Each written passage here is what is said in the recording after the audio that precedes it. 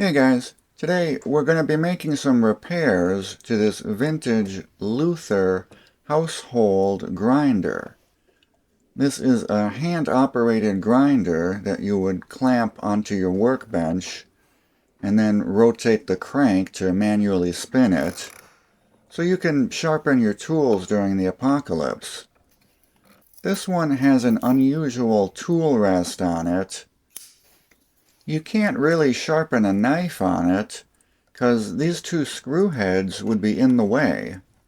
I think this was intended for sharpening chisels, but I'm not sure. This one has an issue with excessive play in the shafts. It makes this hellacious sound when you crank it.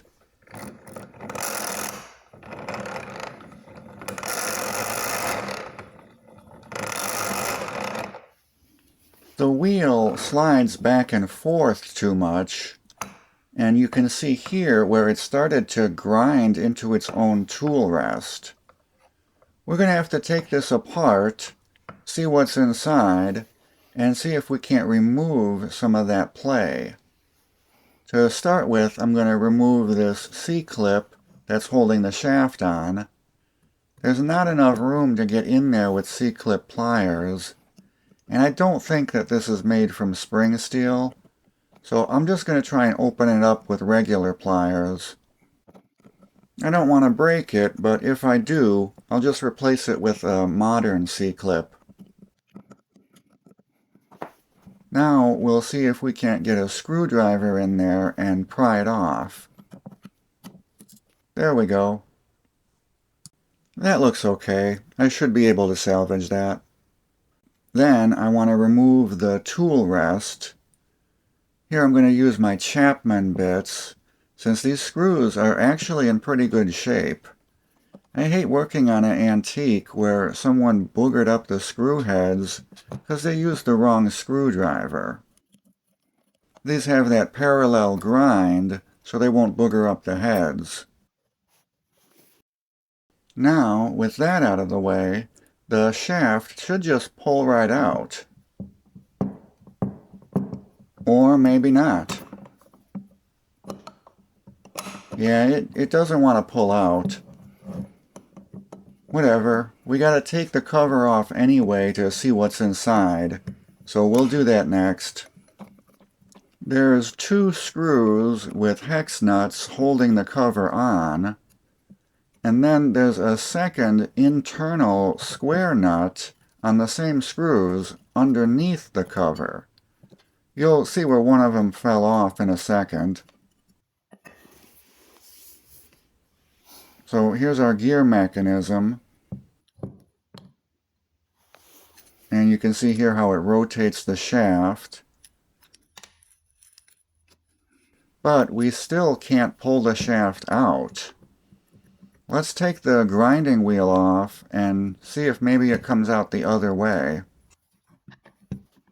This uses an odd size nut. I had to find a 21/32 socket for it, and it's reverse thread, so we have to turn it to the right to loosen it. Look how thin that nut is. The wheel seemed like it was stuck at first, but then I was able to just rotate it off of there. There's also this spacer at the back. And the shaft still doesn't want to come out. I had to remove this nose piece here, and then I was able to slide it out. With it taken apart, we can see what's going on. There's play in the handle shaft as well, and when I rotate it, you can hear that grinding sound. So the gear inside is grinding against the casing. I need to put some sort of a spacer behind the gear so it can't rub on the casing like that. But this gear appears to be pressed onto the shaft, so I'm going to have to press it off, add a spacer behind it, and then press it back on. This is turning into a two-beer job. Oh well. Here we are at the hydraulic press. I've got the grinder set up with a pin on the shaft. The handle is poking through below. I'm going to gently press this and then catch the handle from the bottom. Here's our handle. And we'll remove the grinder from the press.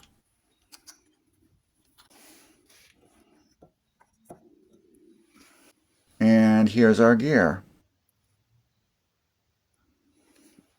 Alright, so now our grinder is completely disassembled.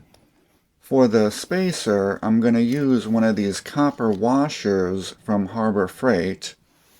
I found the perfect size to fit on the shaft. Not that one. I found the perfect size to fit on the shaft. So we'll put the shaft back in, put the copper washer here, and then press the gear back on. So now we're back at the press. I found this thing that's the perfect size to support the gear. Then we'll set this guy on here, and I'll press the handle back on.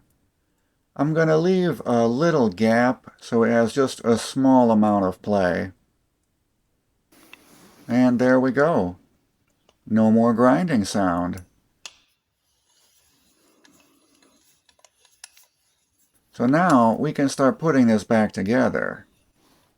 The shaft was pretty dirty, so I cleaned it off on the wire wheel.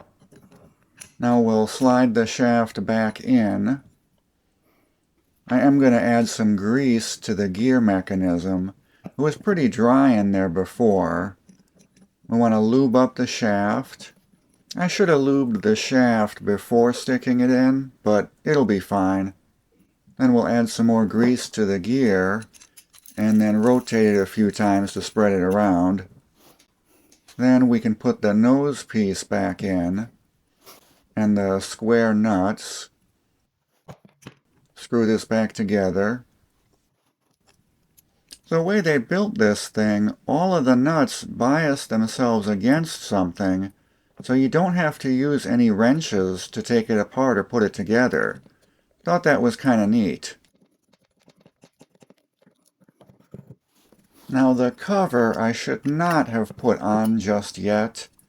There's a reason there's two sets of nuts on those screws.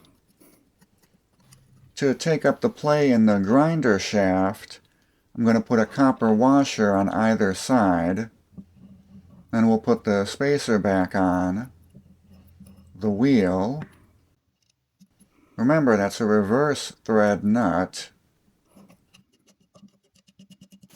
Here's the second copper washer on the back. I'm just going to bend the C-clip back into position. I'm pretty sure that's how they installed this originally.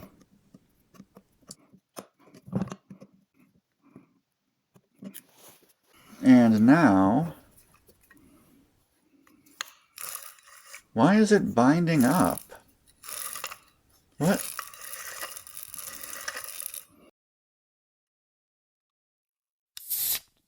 Alright, so after a third beer, I took it back apart again, and I found that this nose piece has some adjustment built into it. This is what you use to adjust the lash on the gears. After fiddling around with this for a while, I was able to get it to run pretty smoothly.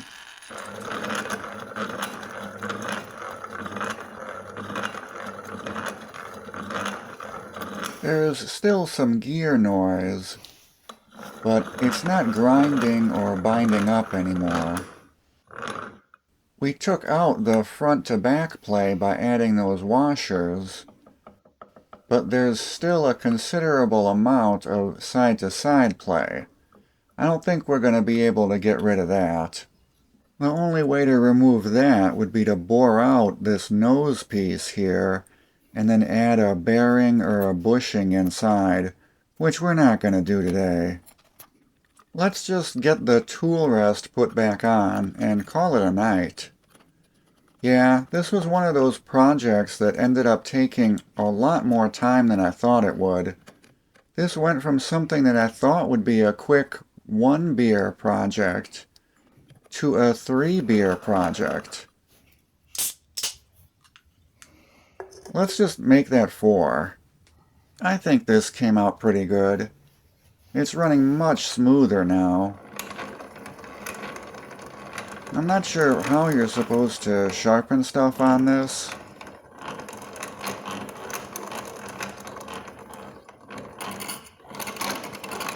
You have to build up momentum first. I'm probably not doing this right. Also, the grinding wheel is pretty wore out, and I think it might be out of round. But it is definitely sharpening. It's removing material. I think I'll stick to an electric power grinder. Alright, thanks everyone for watching.